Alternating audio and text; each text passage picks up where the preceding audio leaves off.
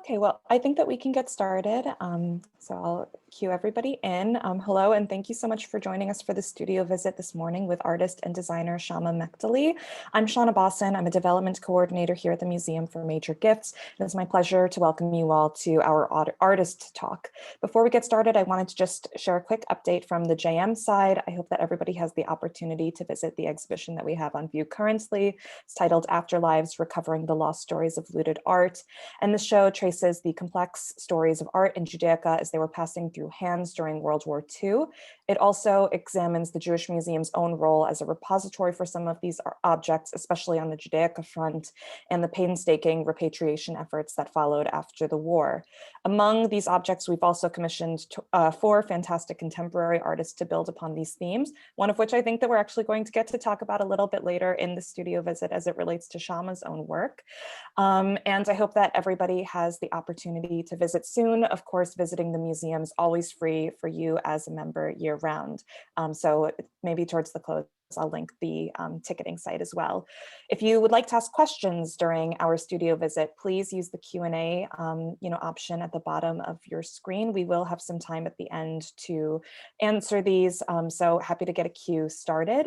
And without further ado, I'm really excited to introduce Chama. Chama is the founder and creative director of Moors and Saints, a Dubai-based startup offering ethical and handmade jewelry inspired by Moorish architecture and dedicated to promoting pluralism in society and supporting girls' empowerment. She's also a painter who uses her artistic practice to promote these ideals, highlighting intersectional groups.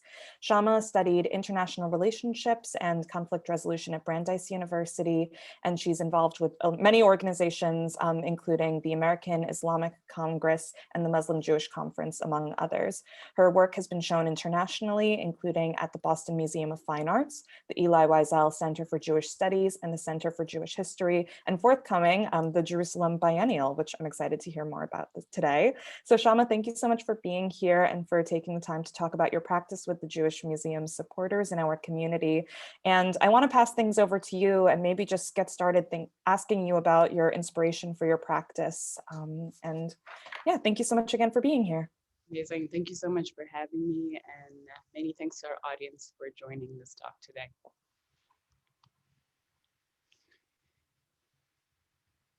Amazing. So we're going to start with a little bit of an introduction to my personal story as it relates to my work very deeply. So I was born in Morocco, in Casablanca, and I grew up there until I was 17 years old before I moved to the US, to Massachusetts, to study international relations and conflict resolution. And really kind of with a focus on the Middle East, and did a minor in Hebrew. And I went to Brandeis University. And the reason for that is because growing up in Morocco, I really felt disconnected from the Jewish reality or the Jewish past of Morocco. And it was a bit of an interesting situation because my father is actually mixed. He's half Jewish, half Muslim. And I grew up very much inspired by his stories of a pluralistic Morocco, where Muslims and Jews essentially shared the same neighborhood, the same food, the same, in many cases, very similar rituals or the same rituals, and really shared and were living in sort of the same misery. And we have to kind of put a bit of context, historical context to that. My father was born in 1948 when Morocco was still under French colonialism. And so in his school system, they were sort of encouraged to be more secular. There's this concept of laïcité that the French system tries to enforce. And at home, it was this mixed background. In his neighborhood, the women who breastfed him was Jewish. His nurse, his doctor, some of his best friends. And at some point, there is this sort of sudden separation that happens. And with it, a deep sort of wounding of society, and a deep sort of rupture between the Muslim and the Jewish communities of Morocco. So I grew up nurtured by the stories of a Moroccan past that allowed for a lot of interfaith dialogue and intermingling and syncretism between the Muslim and Jewish communities of North Africa. I have to say also that I identify as Amazigh. The Amazigh people are the indigenous people of North Africa. They have been there for thousands of years with a script that dates back to 3,000 years. And the Amazigh Jewish community is documented to have been present in the land known as North Africa for about 2,500 years. And here you can see some of the references that I've been sort of shaped by growing up. We have the book by Haim Zafrani, 2,000 Years of Jewish Life in Morocco. We have the book by Elia Harus, Juifs parmi les Berbères, so Jews amongst the Berbers. I have to clarify, the word Berber is quite an offensive term as it relates to barbarian. And the Amazigh community prefers the word Amazigh, which means free people. At the top on the left side, you see Memories of Absence by Omar Boum, a scholar of Muslim-Jewish relations based in LA. And Omar comes from the Amazigh communities in the desert, where there was so much syncretism that you can barely really disconnect or figure out what is Muslim and what is Jewish. And this is obvious in the way they dress, in also the customs of that community. And even when you visit these villages today, there's still this really deep longing and these memories of absence of the Jewish community that the Muslim community that was sort of left, that stayed behind, still remembers. So in terms of inspiration, as you can see, the centerpiece here is a painting of Frida Kahlo as I imagine her if she was Amazigh and Jewish. Now, Frida means a lot of things to me, and I took many classes about her work and her life. And she was very inspiring for me as a young artist growing up in a society that didn't really offer me many models, many women role models who are also artists and who didn't really fit into one specific box. And I have to say that that's very critical to my work and my approach, is this sort of lack of belonging that I felt growing up in Casablanca with this mixed heritage and not feeling like I fit in anywhere. We obviously have a very different last name than the Muslim community in Morocco, so I always felt that we stood out. And the first time that I did feel belonging was actually at Brandeis, which didn't last very long, because then within the first few weeks, I started telling people about the stories of my grandfather, who's Amazigh and Jewish, and people said, "What are you talking about?" Of course, there's a lot to say about Ashken normativity in even the most sort of Jewish spaces. And so I started kind of feeling this lack of belonging also in Jewish spaces in the United States. And so I did what I do best, and I continued painting these portraits of women, of minorities within North Africa, whom I called at the time sort of holding this triple minority status, which we know as intersectionality today.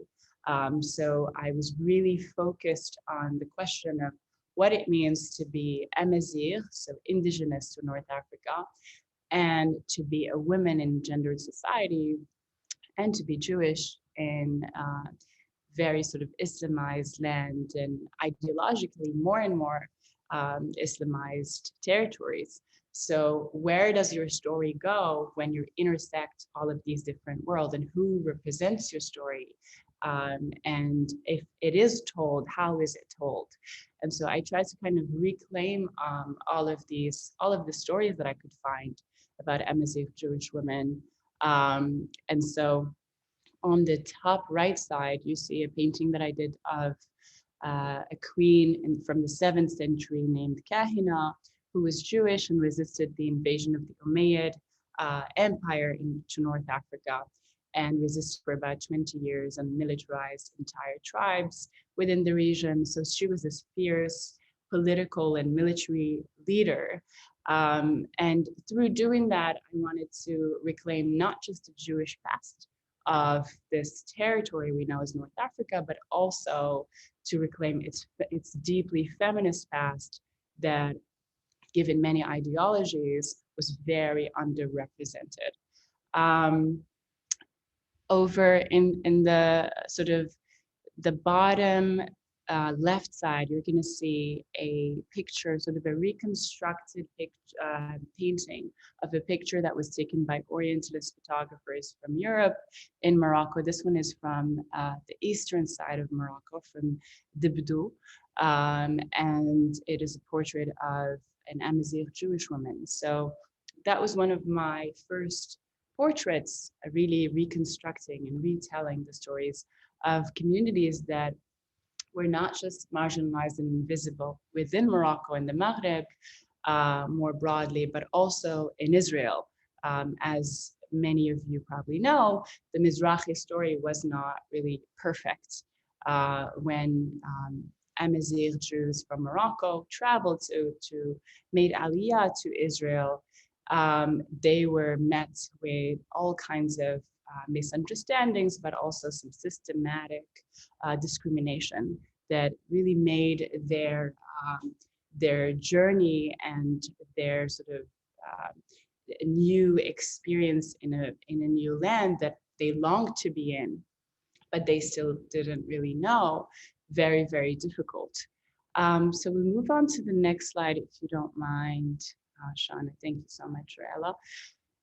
Amazing. So my practice is very multidisciplinary, really out of need. I knew that I had this message from a very, very young age that I needed to get across. And I had this deep drive to defend and advocate for the history of Mizrahim and the history specifically of women who were also Amazigh and Jewish within this context, and to really complicate the story about Moroccan or Arab identity in how we consume it as Moroccans and as locals to that region, but also as in the way that foreigners consume it and Westerners sort of label it.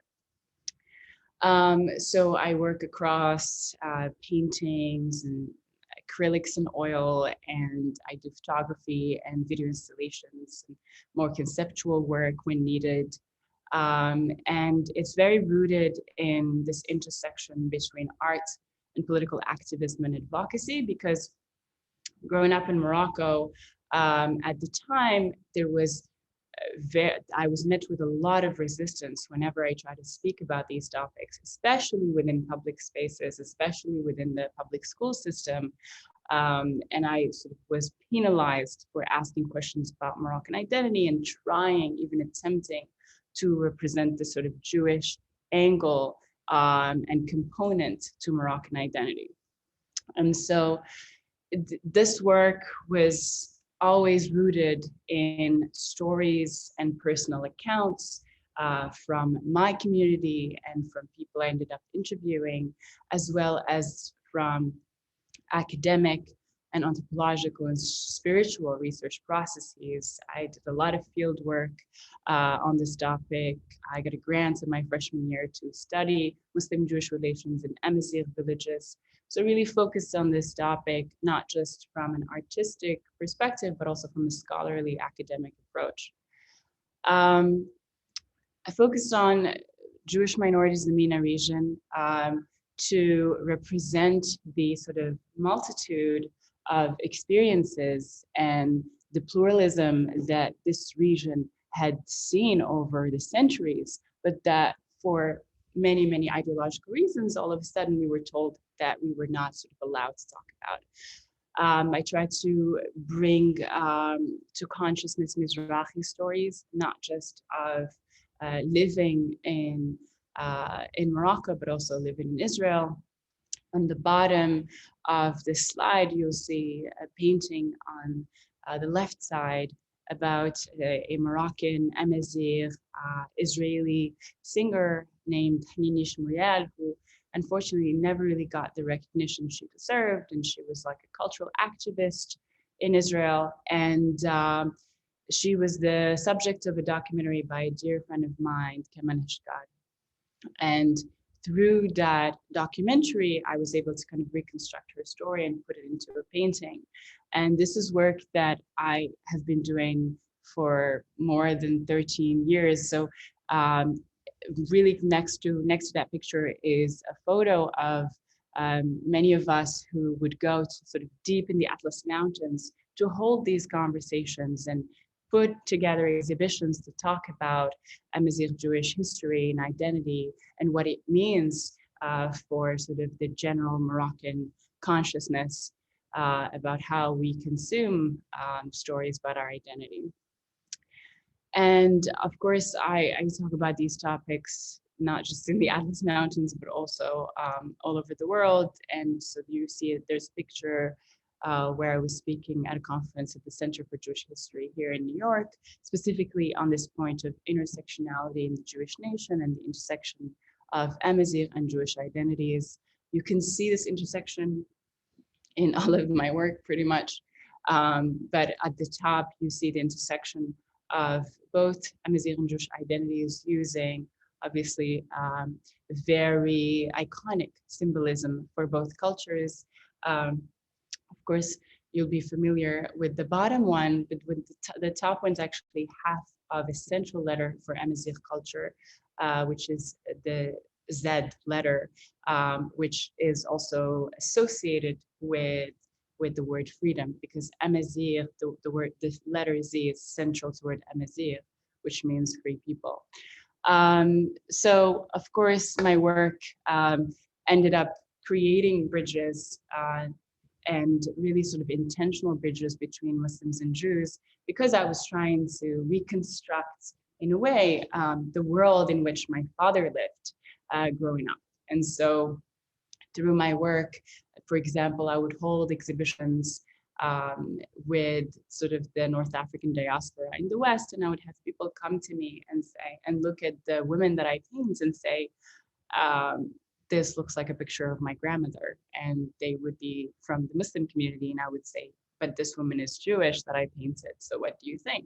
So very slowly, it's like these walls of otherness would start to kind of dissipate and sort of get deconstructed in my face. And I really lived for those instances and still live for those instances of transformation, of otherness between Muslims and Jews. I was the first person to advocate for the inclusion of Amazigh Jewish history in North Africa in the Moroccan textbooks, because I was a product of the Moroccan public school system. And every time I tried to kind of bring these topics forward, it was really frowned upon, and it was heavily penalized, as I mentioned. So it really was my priority to push for the inclusion of North African history. And it wasn't just to recognize a huge part of my identity, but also really to kind of push the same decolonization process that I felt I went through on the general public, and to hopefully inspire people to accept their multitude, to accept the diversity within the country and the diversity that obviously inevitably shaped our culture in the way we consume it today. I've exhibited my work in a lot of places. The next thing that I'm really excited about is an exhibition putting together art from the United Arab Emirates and Israel under the umbrella of calligraphy arts in Jerusalem as part of the Jerusalem Biennale. I will be one of the participating artists. I'm also co-curating and co-producing this show along with friends from the Jerusalem Biennale and other places. And this will be a first. It's sort of a pioneer exhibition that touches on the importance of uniting different voices and very diverse voices from the region to work on something that is sacred to both cultures, and that is the written word. And we actually called it Maktoub, which means destiny in Arabic, but also the written, something written. And so we wanted to highlight the historical dynamics that really helped shape both Arabic through Judaism and helped shape Hebrew through Muslim civilization and the interaction with Islam. And the second thing that I'm excited about, it's happening the same month, so it's a bit crazy, is a 2-women show exhibition with a Syrian Jewish artist friend of mine who's originally from Brooklyn, has been living in Israel for over 10 years.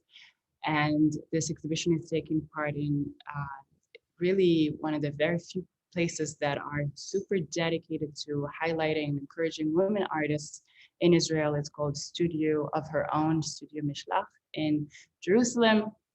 And I'll talk to you a little bit more about that going forward. So if you can please, Ella, thank you so much. So of course, my approach is very heavily informed by my experience, but also by my exposure to a lot of the issues that women face in the Mediterranean and in the MENA region. And so I've worked a lot on pieces that center this question of women versus spirituality and using women's bodies in the Mediterranean as a way to enforce ideology, using women's bodies as a battlefield for all kinds of ideological wars. So I've explored this idea of women's bodies as a proxy war, as a place of proxy wars for ideologies. And you see this also showing up through my abstract paintings, also not just my figurative arts, where I really explore the body and I explore calligraphy arts in Hebrew. One thing that you'll see eventually when you look at my friend that I'm doing an exhibition with in Jerusalem is that because I grew up in Morocco in a system that was a lot more Arabized and Islamized than my father, I felt that I really needed to reconnect with Hebrew. And even when I didn't understand it and hadn't studied it, I started making these paintings and using Hebrew calligraphy as a way to kind of reclaim it and get myself used to it and accustomed to it. And to also put it in public spaces. I mean, art is meant to be displayed also. And so it was really important for me to reclaim a part of Moroccan history that wasn't talked about, wasn't allowed at the time, and to put it in public exhibitions and have people interact and see Hebrew and ask questions about it, and maybe sort of get to recognize the similarities with Arabic and get to witness some of that transformation that I was talking about. But really essential to my work is the feminist question. I identify as a radical feminist. There's nothing crazy about it, but the interesting thing about radical feminism is that it looks at the world as a way that's very connected, extremely connected. And whatever that hurts the community ends up hurting another. So in order to address what we see as intersectional problems that are plaguing society, we have to think about intersectional ways to address those problems, ways that kind of transcend just one sort of issue. And so that's been really central to my work. And the colors also that I've experimented with have been sort of rebellious in some instances, trying to really reclaim femininity as part of my artistic process in places like Morocco, where femininity is always kind of feared and sort of puts people puts women in difficult situations. So your femininity is also meant to be expressed in private rather than in public. And I really wanted to showcase that and really wanted to kind of specifically through abstract art, show and allude to the sort of female form. Chama, I'm wondering if I could just jump in here with a few questions about these works before we move on. A few things. First of all, You've been talking a little bit about, being drawn to like the iconography of the Hebrew alphabet, which is shown here as kind of like this intermediary between, and getting your audiences to think about like the similarities with other languages such as Arabic. I'm wondering, especially in light of the work that you're about to be showing in the Jerusalem Biennale, are there particular like icons or, areas of the lexicon of like Jewish culture or Moroccan culture that you're particularly drawn to, as subject matter going forward? Yes, absolutely. I will show you some of those. So I'm going to show you the works that I'm actually exhibiting at the Maktoub exhibition, the calligraphy exhibition, as we go forward. Can you, Ella, try to, yes. So this will introduce Maktoub to our audience. It's really an exciting endeavor, and it was 100% grassroots. My friend and I just kind of talked about it, ended up pitching it, and then it gathered a lot of attention and support. And so we're really, really excited that we're making this happen. We have artists that are extremely diverse, not just in their practice, but also in their lived experiences and backgrounds. And we've tried to pursue a very sort of inclusive and diverse approach to who we have represented with us.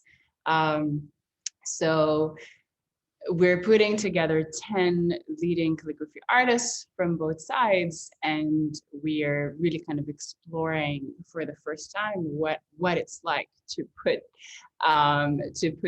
these sort of two communities together. And it's the first step towards a much longer sort of cultural exchange program that we're working on to eventually bring artists from Israel to the UAE on a residency program with artists in the UAE, so that they can actually collaborate on co-creating works for the first time.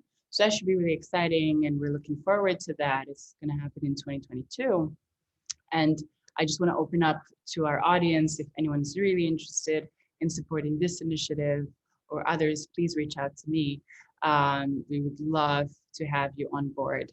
And it's going to happen as part of the Jerusalem Biennale, as I mentioned, which is dedicated to the interpretation of Jewish art in a contemporary light.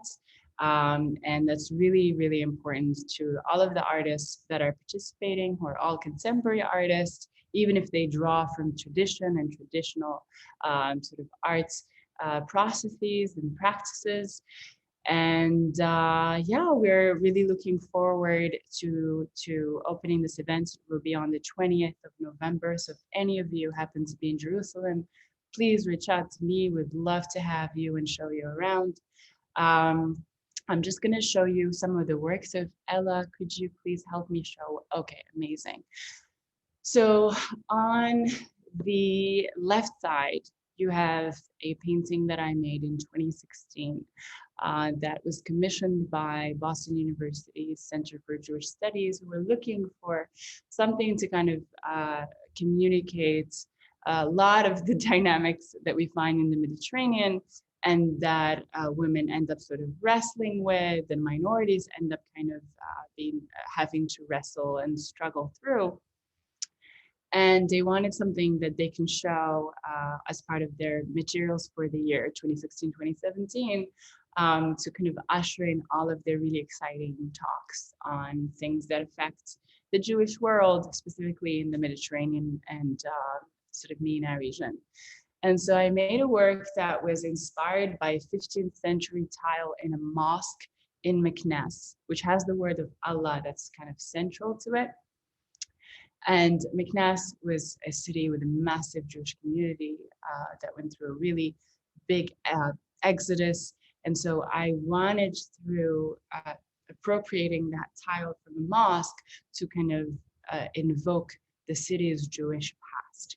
And so what I did was take verses from both the Quran and the Torah to talk about really sort of empowering moments of Jewish and Muslim history and human civilization, human history that were really empowering for women. Why? Because at the time there were a lot of debates about what religious women or women from religious communities were supposed to wear or not wear, and the veil was banned in France that very summer that I produced this work. And so I actually produced a video installation that goes along with this work, where a woman played by myself plays into sort of these very different personas of a religious or non-religious women, because obviously a lot of people can identify as culturally religious, but they show up differently in public spaces. And so it was kind of a protest against the policing of women's bodies through religious scripture, by re-owning and reclaiming religious scripture from both Islam and Judaism, and reclaiming really a lot of the things that we have in common while doing this, and staying rooted in our commonalities. So if you can see, there is a symbol at the top, which is the evil eye, which is very much disputed in the region. The Khamsa hand, or the hand of Fatima, also very disputed in the region. I wanted to pursue the symbolism and to put it all together in what I call like a forced coexistence. And it's not only just in the symbolism or the scripture, but it's also, if you look, if you zoom into the word Allah, it's actually made, I don't know if Ella can zoom into the center to show us some of the letters that make up the word Allah, in which I actually actively try to put languages that seem to be in sort of perpetual conflict with one another, like Turkish and Greek, for example, Hebrew and Arabic, Ladino and Spanish and Latin letters. And so really kind of forcing their sort of coexistence within the fine spaces of the word Allah, and really kind of allowing those letters, even though they're disputed, they're in disputes with one another, to make the word of God. And in the installation where I perform this sort of protest piece, I'm also wearing the word of God in Hebrew as the necklace. And so the scripture in Hebrew is about Deborah the prophetess, of course, and in Arabic, it's actually about Queen Sheba and her interaction with King Solomon. So really the most powerful verse for women's rights I find in the Quran. And on the right side, you have one of my really early works where I was just starting to kind of experiment with Hebrew characters, with the language. And again, it really speaks to this combination and the centrality in my rootedness in highlighting both Amazigh and Jewish cultures together. This is the political, it's a political sort of mission for me and point that I was trying to make, specifically because even in Morocco, which is seen in the region as a place that's quite moderate and that celebrates the Jewish past and really tries to restore the synagogues and the Jewish spaces, and actively tries to restore the Jewish story, especially more recently, it is still afraid of owning its the indigenous part of the Jewish story.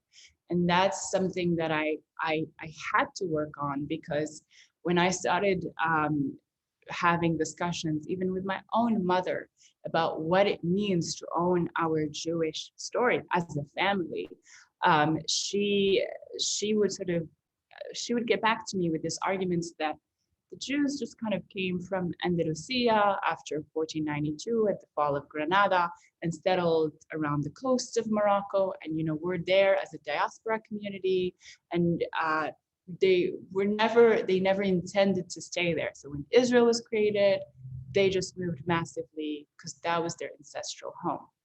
And so this narrative that the Jewish story is basically tied to Andalusia, tied to sort of the Moorish civilization, is quite reductivist in my eyes and strips away all of the contributions of the Jewish indigenous communities that go back again 2,500 years, if not more. 2,500 is what we have documented. And if you go to the south of Morocco, there is a beautiful museum that's not framed as a Jewish museum or anything, but you go in and you find a lot of very old Amazigh Jewish artifacts with Hebrew on them, and with Stars of David and lots of Jewish symbolism on them. And no one even talks about that museum. So, but I came across it in my field work, and it was important for me to say, look, this is not just a diaspora community that just came through. It is very much an indigenous community as well that has had a massive impact on shaping North African and Middle Eastern culture as we know it today. So we can't pretend that they're just travelers. And the symbol you see, as I mentioned, the letters Z, is also used in the flag of the Amazigh movement, which is a movement for the recognition of Amazigh cultural and political rights. And I've, of course, used it a lot, specifically because it's rooted in this belief in freedom, and the culture is really kind of a champion for human rights and civil liberties. So I really wanted to appropriate that symbol as I seek to kind of liberate specifically young minds in North Africa from the ideologies that try to fit them into a very narrow identity box. I'm just wondering, while we're like talking about language especially, but also the Jewish diaspora, I understand that you're actually a little bit connected to one of the artists that we have on view who's focusing on these very themes in his work, the artist Dorgez. Some of you who are listening who may have already visited Afterlives would recognize his work as being some of the final installations in the exhibition.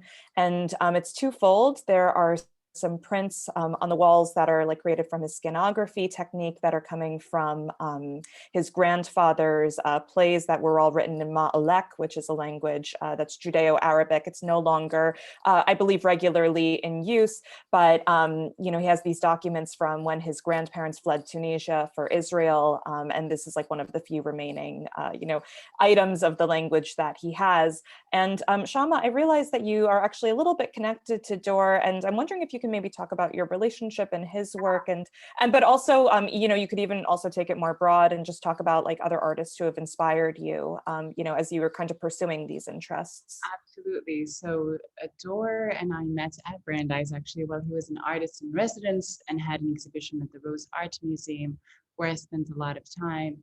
And he used to come often to my class with Professor Ganit Ankori, who's now the director of the Rose Art Museum.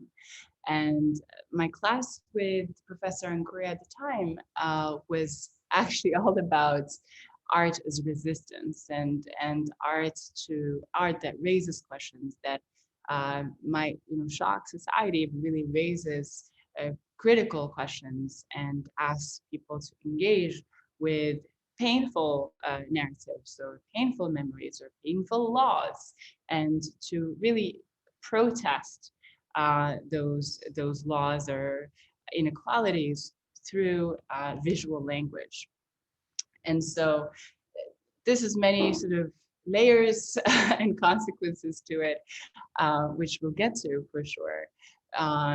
But Dor actually had these really amazing installations at the time of the Rose Art Museum, really groundbreaking, and that were very formative for me as a young student also, and someone who deeply related to Israel and deeply related to the Mizrahi story specifically within Israel, but still didn't really feel belonging in spaces that were advocating for Israel, or that were sort of representing Israel specifically in the United States. And so all of a sudden I walk into Dor's exhibition, and he had, I think the Jewish Museum acquired this. It's called Samira. It's a video installation about his niece, who was a student at Hebrew University and was like weighing tables on the side to make some extra money. And Dor's story is really interesting also. It's a story of intersectionality as well. His on his mother's side, I think they're Christian Palestinian. On his father's side, they're Jewish Tunisian. And so, of course, he sits at this really interesting space, and his niece, who's Arab Israeli, is sort of weighing tables and is met with racism because of her name, because she signs her name Samira. And so really, in a really smart and punny and interesting way, he puts Samira with Mira in between brackets, because these very people who discriminated against her asked her to change her name to Mira. And even like the manager said, why don't you just do that? Like, get rid of this headache. No one has to know. And I would have to say it really informed also how I understand trauma and conflict, because when you look at this piece, at the beginning, she's narrating a bit emotionless and just kind of telling the story of what happened. And at some point she breaks down and she cries and it's a mess. And she leaves the space where the camera is situated, and then comes back to retell the story with more anger and, you know, what we could see as more sort of activism in her voice and more understanding and processing of what had just happened. Because of course, instances of racism are traumatic. And I've been through that myself in the United States, especially after 2016. And so it was really interesting to kind of understand even the impact of trauma and the trauma that ensues after instances of racism, to really start to kind of deconstruct what goes on in terms of dynamics around the Israeli-Palestinian conflicts, and any conflict really, even personal conflicts with regards to identity, because identity is really difficult and carries a lot of weight, and associated with how we make community and how we make meaning. And so that work really stayed with me. But the class as a whole and the conversations with Dor were really empowering and important for me, because if Ella can help us move to the next slide, I will show you why. So this is a work that I made in 2012. It was immediately a response that happened very organically for me. It was a response to the revision of the Moroccan constitution in 2011. After the start of the Arab Spring, there were protests known as the February 20th movement protests in Morocco, calling for more human rights and Amazigh representation and sort of freedom of press and freedom of expression, and all of these things. Now, the king was quick to respond to these calls and reform the constitution in the summer of 2011. And so in 2012, when I returned to Morocco for the summer, I said, I need to now take into account this new constitution, which said that Moroccan identity, for the first time in history, our constitution said that Moroccan identity was multicultural, multi-ethnic, multi-religious, and that we are not just Arab, we're also Amazigh. And for the first time, Amazigh language was recognized as an official language next to the Arabic language. And it also said that we have a very strong Jewish component to our identity, and a strong Andalusian legacy, and an African influence and ethnic influence to our identity and our DNA makeup. So it started really like going into these very progressive, you know, at the time I thought, wow, this is great. And as an artist, I like to kind of push society and like push the envelope a little bit. So if that was the case, let's actually test it, is the question that I asked myself. And so if the Constitution now gives me the right to talk about this multitude of identities, I'm going to put that in a painting that represents the Moroccan flag, but it was a bit revisited with the Star of David. Now, the interesting thing is that the Star of David in the Moroccan flag was actually, I think, it happened briefly in the early 1900s and was changed in 1927 by a French general whom critics say he was anti-Semitic. And so it was really interesting because I reclaimed something that was part of Moroccan history and the history of the Moroccan flag, and was met with a lot of censorship eventually when I exhibited this. And I have to say that I also created this work because I had been doing exhibitions in the US, and I was constantly sort of getting invited by even organizations that do Muslim-Jewish interfaith dialogue and like serve to speak to a young audience in Morocco. But they kept kind of censoring me and canceling my shows after severe commitments last minute. So I thought, okay, something is going on, and let's test this new constitution. And so I made this work and came back to the US, to Morocco from the US, to do an exhibition that would show this work for the first time in 2015, after I had tried repeatedly to get it exhibited through sort of multiple private organizations, etc. And I kept sort of hearing no. So I said, you know what, I'm going to do this on my own. I'm going to lobby for it on my own. I got all the authorizations from sort of political actors involved to do an exhibition that will be solely focused on Amazigh Jewish history and sort of the Jewish history in Morocco.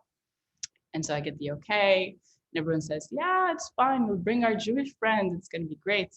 And so on the day of the exhibition, I got a call from the Ministry of Interior, and they said, you can't show those works. There's too much Hebrew, too many Stars of David, so at least take down those. And I was like, that's all my work. Like all of my work has Hebrew or Stars of David or both. And so that's impossible. And luckily, I was actually on my way to a radio show, which was kind of the most listened to at the time, and it aired at noon when everyone's kind of going back home for lunch. We have a different schedule in Morocco. And so everyone kind of tunes in and hears me talk about this exhibition that I'm putting together. And the host asked me, you've done all of these exhibitions abroad. How come this is your first solo exhibition in Morocco? And I said, because I keep getting censored. In fact, on my way here, I got a call from the Ministry of Interior, and I just kind of called out names and said things right there. And she was really scared. And that gave me some leverage, actually, eventually, to keep the other artworks showing. However, the Moroccan Flag Revisited was taken down really violently by police forces. In the opening, I had undercover police and also regular police and security forces outside of the exhibition, and they would come sort of inside to investigate and to see if I was going to try to sort of put a protest together, or if I was going to try to put a copy of the painting on the wall, because all that was left was the name of the painting on the wall, but with no painting, which I thought was quite the political statement on its own. So it didn't really need to say anything. And inevitably, everyone asked what happened to this empty spot, and where is this painting? And the other interesting thing about this exhibition, first of all, it really kind of sent the Moroccan press on this really kind of existential crisis on what freedom of expression means.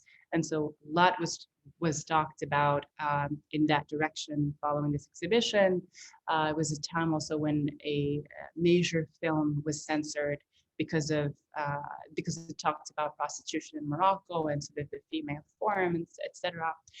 And so kind of we both kind of displayed all of the taboos in Moroccan society.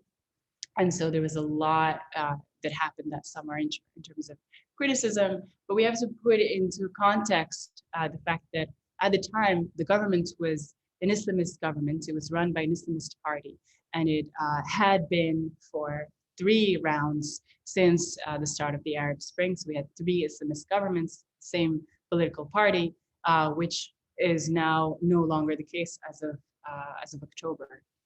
And so it's really interesting, but I think that if we were to kind of comment politically, Morocco is kind of heading on a different direction today, where it's really trying to kind of embrace the multitude of its identity and to move away from Islamist rhetoric and ideology and political power.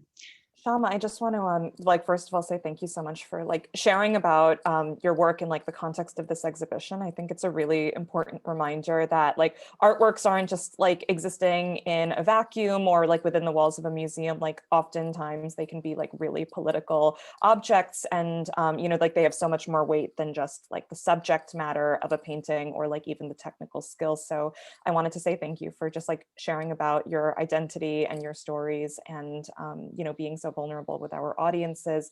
I hate to like switch gears because I really could listen to you talk about this for so much longer, but I want to make sure that we address some of the questions in the Q&A, you know, before we adjourn.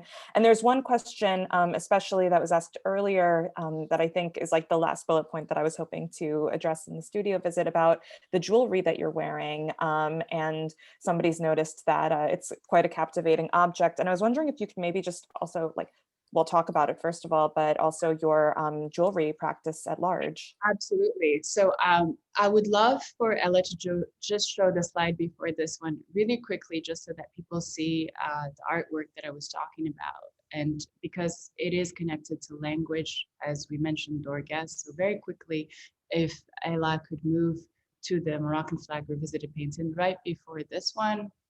Yes. So the three languages that I mentioned here are critical, important components of Moroccan identity. So you see Arabic, you see Tamazight in its original, it's the standardized script, which is called Tifina, and Hebrew. And the three repeated words, almost in a kind of traumatic, repetitive way, are history, memory, and identity. So now let's move quickly let's maybe kind of whiz through these really quickly. So this is, I wanted to mention that this November, this fall, is going to be actually my second time at the Jerusalem Biennale. I was there in 2019, fall 2019, the last season. And we put together with great friends of mine who actually showed up to the Moroccan exhibition that I had in Casablanca. And the curator of this exhibition in Jerusalem said to me, "Oh my God, Chama, you are doing," with a very heavy Israeli accent, "you're doing in Casablanca what we have been doing in Jerusalem." He's like, "This is crazy." And so he curated this amazing exhibition called Ziyara, which is visit, spiritual visit, Moroccan wisdom. So really putting together Muslim and Jewish artists from Morocco for the first time in Jerusalem, and who are contemporary artists, really rooted in tradition. So these are some of the works that I showed, and the series of photos that you see on the left side were a reaction to the censorship that I went through in Morocco. If you zoom through the coins that you see in my hands, they're actually old coins in Morocco that had the Star of David in them. So this kind of like a representation of the systematic censorship that has been kind of going on throughout the decades. And then, of course, there's a sort of an interpretation of religious rituals through what I see is a very Amazigh lens, because I use these threads that are really essential to a lot of my work. These are Amazigh threads. Ella, if you can move to the next slide, who traditionally women, if you can see on the bottom right, women from Amazigh context use for dancing or to beautify their outfits. And so essentially it's kind of a cross-pollination of spirituality and femininity, and really reclaiming spirituality through very feminine art forms, and through rituals that have been also preserving both Amazigh and Jewish cultures in Morocco. The exhibition that I'm doing at Mishelach this November is going to be, as I mentioned, with Syrian Jewish artist friend of mine from Brooklyn. Her name is Lenore Mizrahi Cohen. And interestingly, she works a lot with the Arabic script, and I work a lot with the Hebrew script. And so we're creating this conceptual piece along with others.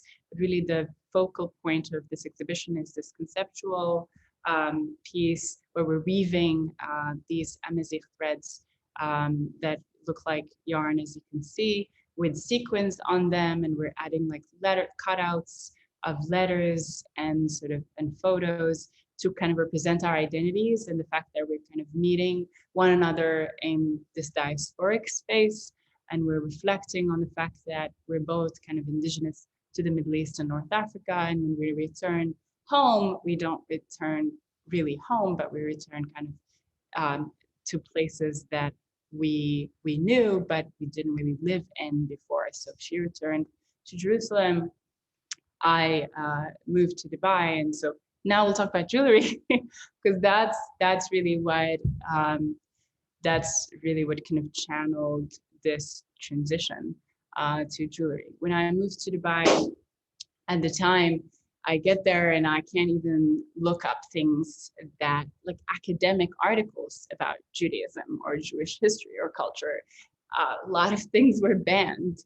And so I didn't have that access, and I felt really I felt really limited in terms of what I can explore and what I can talk about to advance what I really see as my mission for a Muslim-Jewish understanding and bridge building, and for the representation of Jewish minorities in the region. And I was told very clearly that I can't. If I was censored in Morocco, there was no way I could put together an exhibition in the UAE at the time. And so I thought, how can I push my message across and continue this mission in ways that are very diplomatic, even more diplomatic than painting in Morocco? And luxury goods are, of course, valued in the UAE. And I thought, if I can make this in ways that someone will sort of come in and put on some jewelry and appreciate it for what it is, and then ask why there's a Star of David in a bracelet, that would allow me kind of enough space to intervene and have these sort of interactions of transformation that I enjoy. And so it has a sort of a deep history to it, but really it was a product of my move to the UAE and the election of Trump, and what I saw at the time as a very anti-immigrant, anti-refugee rhetoric. And I had worked in refugee advocacy in the Mediterranean through the migration crisis. I saw extreme potential in refugees, and I also deeply relate to it because it's also a very Jewish story.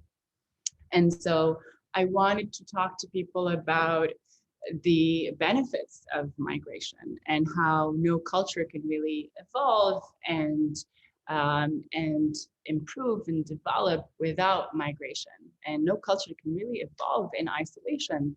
And so I wanted to kind of put all of these elements together while advocating for Jewish minorities in the region in ways that are quite safe and diplomatic. And so if you can just transition to the next slide, I'll show you a little bit about where the idea for Moors and Saints came from. So I have a company in Dubai that's part of the startup incubator.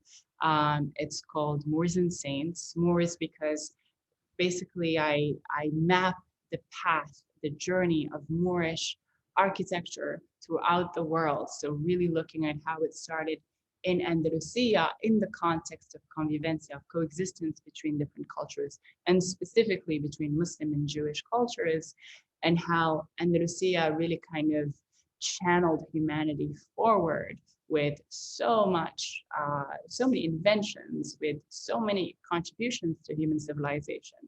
And I feel that the reason why that happened was because we could work together, because there's a lot of potential when Muslims and Jews work together, and it just kind of unlocks this entire civilizational universe. So I wanted to trace the path of that civilization and look at where it showed up across the world.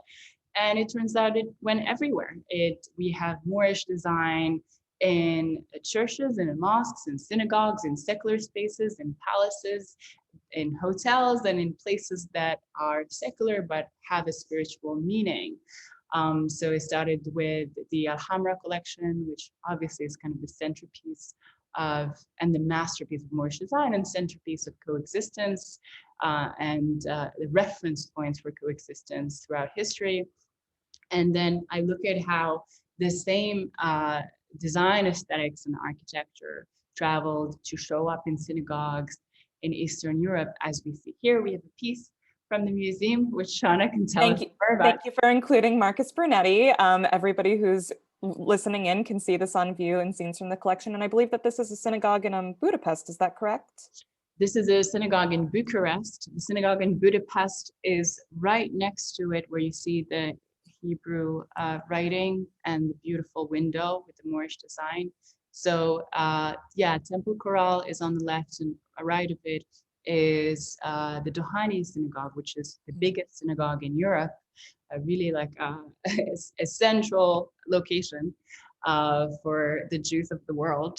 Everyone who goes through Europe has to visit this place. And it's inspired by the design of the mosque, which later turned into a cathedral, of the Great Mosque of Cordoba, of course, which was a labor of Muslim, Jewish sort of cross-pollination and syncretism.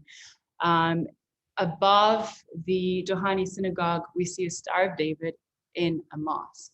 And that's from the Fatimid dynasty, who had lots of Stars of David across their spaces. And I wanted to talk about how mosques that were built 1,000 years ago were not just really heavy in Jewish symbolism, but also were, in some cases, founded by Jews who converted to Islam.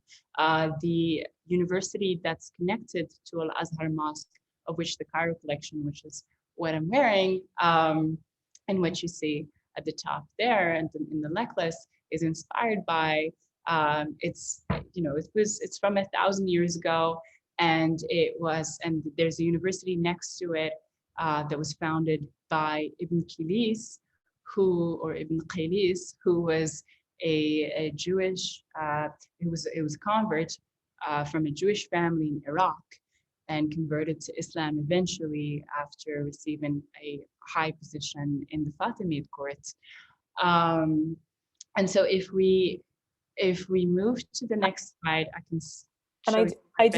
I think after this, we're going to unfortunately have to wrap up and let people get back to their days. And I know that we have a lot of questions in the chat. I think that maybe we can find some answers for those in the time following the session. But Chama, do you want to maybe wrap things up by telling us about, first of all, how we can find all of this out in the world, and then also would love to just plug again when the Jerusalem Biennale is starting and when people can see your work in Israel. Sounds good. So just quickly to show you a little bit of sample about Moors and Saints, you can find Moors and Saints on moorsandsaints.com. It's also being covered by a lot of press regionally and internationally.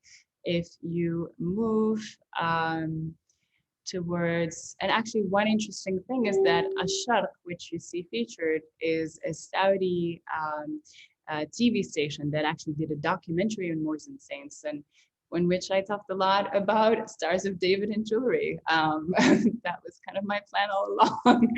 So if you move to the next slide, you'll see how you can contact me on my email, and follow me on Instagram for lots of details and information on interfaith dialogue and all the things that I get involved with. I will be covering everything Jerusalem Biennale related in November, so we can kind of stay in touch through that. And I will also be visiting the West Coast in the second week of November. So if anyone is around, I will be in Northern California. I would love to meet with you. And then the Jerusalem Biennale will kick off on November 11th. But the Maktoub exhibition will be officially launched with sort of a strong kind of political and diplomatic attendance on the 20th of November. So if you're in Jerusalem, please come through. We would love to see you and to show you around, where it's happening in collaboration with the Museum of Islamic Arts in Jerusalem at the Jerusalem Theater. and in collaboration with the Oud Festival. So we're going to have Oud performances. We're going to have an Israeli who actually specializes in Khaliji and Emirati music. So it's all going to be really, really interesting, like nothing you've ever seen. So please stay in touch. Well, Chama, thank you so much for first of all, being so generous with your time and for walking us through like your practice and like the variety of inspirations. I especially appreciated how much it was like drawn back to the museum's own collection. And I hope that we'll see much more of you at the museum soon. In the meantime, for all of you watching, likewise, and I'm going to actually just put into the chat if anybody needs a reminder on how to secure timed tickets for your next visit. We hope to welcome you back to Museum Mile in the near future. With that in mind, I just wanted to also plug looking ahead. We are about to open another exhibition at the museum that I would be remiss to not talk about. It's called The Hair with Amber Eyes. It's curated by Stephen Brown on our team. And this exhibition is going to have a similar theme to Afterlives in the sense of art under, it's focusing on art under siege. This in particular will trace the family story of ceramicist and contemporary artist and author Edmund de Waal, who wrote a family biography of the same name, looking at the family that he descends from, the Efrusi family, and their collection of European modern masters and Japanese netsuki, which are miniature sculptures, all of which were under siege during the Second World War. So we hope that we get to see you very soon again at the Jewish Museum. And Chama, thank you again for such a wonderful presentation and for sharing so much about yourself and your work with our museum community. This has been such a pleasure. Thank you so much for having me, and thank you guys for all the questions. Again, sorry we didn't have time to cover everything, but please feel free to reach out to me. Would love to speak to all of you. Take care. Have a wonderful day. Thank you all. Bye now.